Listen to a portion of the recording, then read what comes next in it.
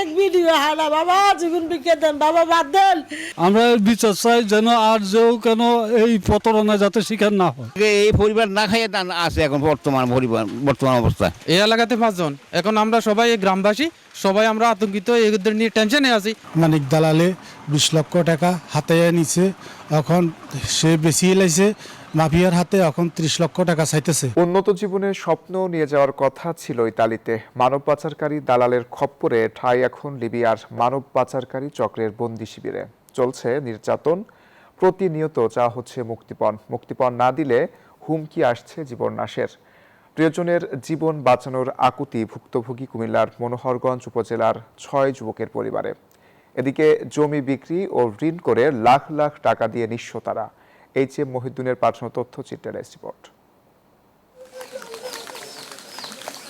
বিদেশে গিয়ে উন্নত জীবনের স্বপ্ন দেখেন হাজারো তরুণ, আর সেই স্বপ্নকে পুঁজি করে সক্রিয় মানব পাচারকারী চক্র। ইতালি ও ইউরোপ সহ বিভিন্ন দেশে উন্নত জীবনের প্রলোভন দেখিয়ে গ্রামের সহজ সরল মানুষের কাছ থেকে হাতিয়ে নেওয়া হচ্ছে লাখ লাখ টাকা। এরপরেই শুরু হয় প্রতারণা, জিম্মি আর নির্যাতনের ভয়াবহ অধ্যায়। ও তুই না নিতে আইলে তো আমার বাবাই আমার বুক। সম্প্রতি কুমিল্লার মনোহরগঞ্জ উপজেলার খিলা ইউনিয়নের দিশাবন্দি গ্রামের 5 যুবক এবং দেশ জুড়ে যে কোনো কেনাকাটায় 10,000 টাকার বেশি অফার, তাই পেমেন্ট মানে বিকাশ। লক্ষ্মীপুর ইউনিয়নের বেতিয়ারা গ্রামের এক যুবকও পড়েন একই চক্রের কবলে।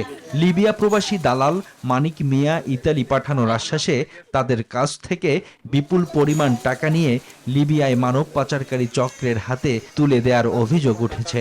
নির্যাতনের মতন হুতের ল্যাংটা উলুঙ্গা করে ইচ্ছে তারা হিডাতে কি হিডা ভিডিও দিয়ে আইছে রে, তো আর কল ঝুলটি গেছে। আজ মরা বাড়ি মরা ঘর তো সুখে মরে যাচ্ছি, এক ভিডিও হানা বাবা জীবন বিকে দেন বাবা বাদ দেন। আমরা বিচার চাই যেন আর যেও কেন এই প্রতারণা যাতে শিকার না হয়। এই পরিবার না খাইয়ে আছে এখন বর্তমান অবস্থা। এই এলাকাতে 5 জন, এখন আমরা সবাই গ্রামবাসী সবাই আমরা আতঙ্কিত, এদের নিয়ে টেনশনে আছি। মানিক দালালে 20 লক্ষ টাকা হাতে নিছে, এখন সে বেশি লাইছে মাফিয়ার হাতে, এখন 30 লক্ষ টাকা চাইতেছে। ভুক্তভোগী পরিবারের দাবি প্রতিজনের কাছ থেকে নেওয়া হয়েছে 18 থেকে 20 লাখ টাকা, কিন্তু ইতালির বদলে তাদের আটকে রাখা হয়েছে লিবিয়ার বন্দি শিবিরে। চালানো হচ্ছে নির্যাতন, সেই ভিডিও পাঠিয়ে চাওয়া হচ্ছে মুক্তিপণ। টাকা না দিলে মিলছে হত্যার হুমকি। না দিলে তোর হোলারে মারিলিম, তোরা 27 লাখ টাকা হারাবি, আমরা যে মুহূর্তে কইম হিডি ভিডিও চার্জারে আর হুতে অজ্ঞান হয়ে গেছে মাঝ জায়গাতে। প্রথম কয়দিন মারছে, অনেক মারছে, আমাদের ফোন দেয়, আমরা যদি বাড়তি কোনো কথা কই তখন ইগের মারা শুরু করে। পররাষ্ট্র মন্ত্রণালয় সহ সংশ্লিষ্ট দপ্তরে লিখিত অভিযোগ জমা দিয়েছেন ভুক্তভোগী পরিবারের সদস্যরা। অভিযোগ পেলে প্রয়োজনীয় ব্যবস্থা নেওয়ার আশ্বাস উপজেলা নির্বাহী কর্মকর্তার। এটার বিষয়ে তো আমার কাছে ওদের ফ্যামিলির কেউ আসেনি। হ্যাঁ, আমি সংবাদ পত্রের মাধ্যমে নিউজের মাধ্যমে খবর পেয়েছি। সহযোগিতা চাওয়া হয় তাহলে সেটা যৌক্তিকভাবে করা যাবে, সেটুকু নিশ্চয়ই আমি ডিসি স্যারের মাধ্যমে জানাবো। মন্ত্রণালয়ে সরাসরি যদি এক্সেস করতে হয় সেটা চিঠির মাধ্যমে জানাবো। হ্যাঁ, ইমাশও গেছে সোহেল। লিবিয়ার বন্দি শিবির থেকে প্রিয়জন জীবিত ফিরবেন কিনা সেই অপেক্ষার প্রহর গুনছেন ভুক্তভোগী পরিবারের সদস্যরা।